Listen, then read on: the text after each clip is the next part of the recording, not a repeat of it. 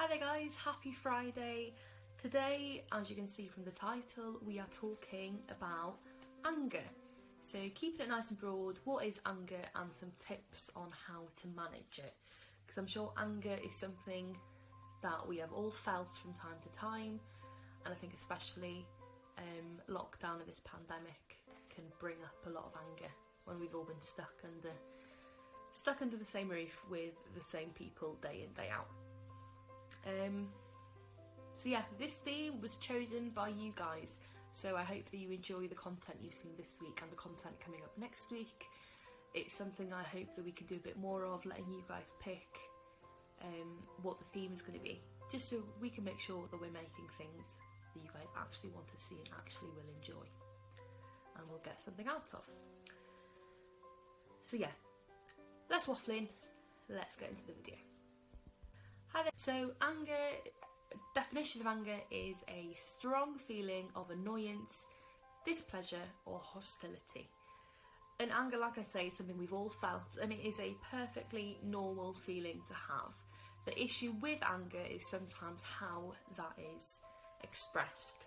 So anger can often be expressed in quite maladaptive ways, so it can come across in the form of aggression, be that sort of verbal aggression or sometimes physical aggression, and that is where the trouble can start. As an emotion, anger is something that we can quite easily spot in other people and in ourselves. So we notice things like a red face, clenched fists, sweaty palms. But what we don't see, however, so they're the things on the surface. What we don't see are the things lurking below the surface.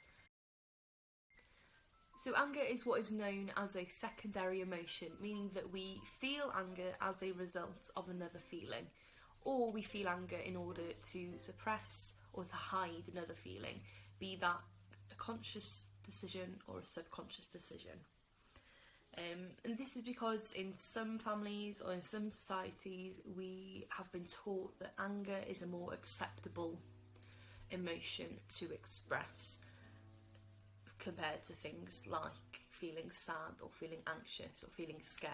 So some people are taught that it is more acceptable to express anger than some of those weaker emotions. So a great analogy for describing anger, as you can see on the screen next to me, is the anger iceberg. So an iceberg is 90% underwater, believe it or not, and we can think of anger in the same way. So anger is just the tip of the iceberg, as we can see in the diagram. And what we don't see is under the surface all of the other feelings that might be present, that the person might be feeling inside and not expressing outwardly. So that can be things like shame, fear, guilt, anxiety, tiredness, hunger, and the list goes on. So with anger, always bear in mind that what we see on the surface isn't what's lurking underneath. So just bear in mind the next time that maybe you feel angry, or maybe your child is angry, or someone that you're talking to is expressing this anger, try and ask yourself what is going on under the surface, what's behind that anger, because I'd say majority of the times, in majority of the cases, there will be another emotion hiding under the surface. It's just about finding out which one it is. So yeah, if someone's showing anger or you're showing anger yourself, play the detective role and try and find out what's actually going on underneath. So now let's move on to talk about how we can manage some of that anger. And I'd say the first thing is to learn and identify what your anger triggers are. So a trigger is something that will cause that emotion to come to the surface. Try and figure out what is it that really pushes your buttons, what grinds your gears, what is it that makes that anger response flare up. And keep a note of what those triggers are, and where possible, avoid them. Because I think that's the best way to stop getting angry, is to avoid those triggers in the first place. Of course, not always possible. So if that's the case, then, you know, try and come up with a plan of how to cope with those triggers when you are faced with them. So for example, if you know that you get angry easily, if you're feeling tired or you're feeling hungry, then you might want to, you know, try and avoid having delicate conversations when you're feeling that way.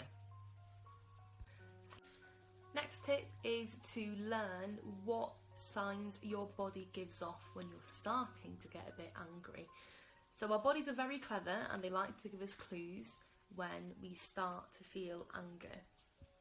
So it's like I mentioned at the beginning, it's things like a clenched fist, increased heart rate, you might start to pace around, you might start to raise your voice. You know, it can differ for different people. So it's about learning what those signs are for you, and really being aware and noticing those signs before we get to the point of explosion. So if we can learn to notice those signs, learn what they are, notice them, we can intervene a bit sooner before the anger escalates and before it then is expressed in the form of aggression. Another tip you might want to try is to practice some breathing exercises when you start getting angry. And I think this is great for sort of any intense emotion you might be feeling, but anger especially. One of the physical side effects of anger is that increased heart rate. You know, your breathing will start to get a bit quicker. So by taking the time to be in the here and now, focusing on your breathing, that can help to bring you back down to your baseline. Like I said in the previous point, you know, breathing techniques might not be very useful if you're in that red zone and you're feeling really, really angry. So it's good to sort of implement these coping strategies as soon as we notice that we're starting to feel a bit agitated. So just something to bear in mind. My final tip, and probably the most useful one, is if you're feeling yourself starting to get angry, you're noticing these physical sensations in your body, then try and remove yourself from the situation so you don't get sucked into an argument and don't get sucked into reaching that boiling point that bubbles over into aggression.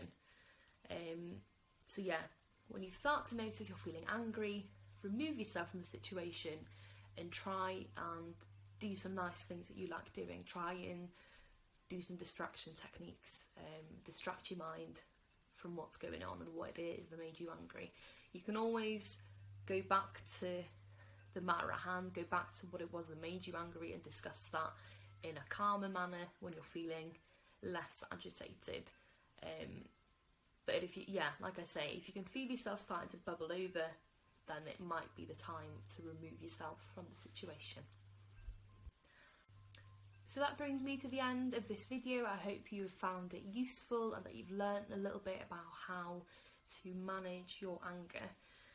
Just as a final point, I just want to remind you that it is absolutely okay and totally normal to feel angry, but it's about learning of ways to express that anger in healthy and constructive ways. So there we go. Like I say, I hope you've enjoyed that one and found it useful. Stay tuned for the next ones and I'll see you then. Take care.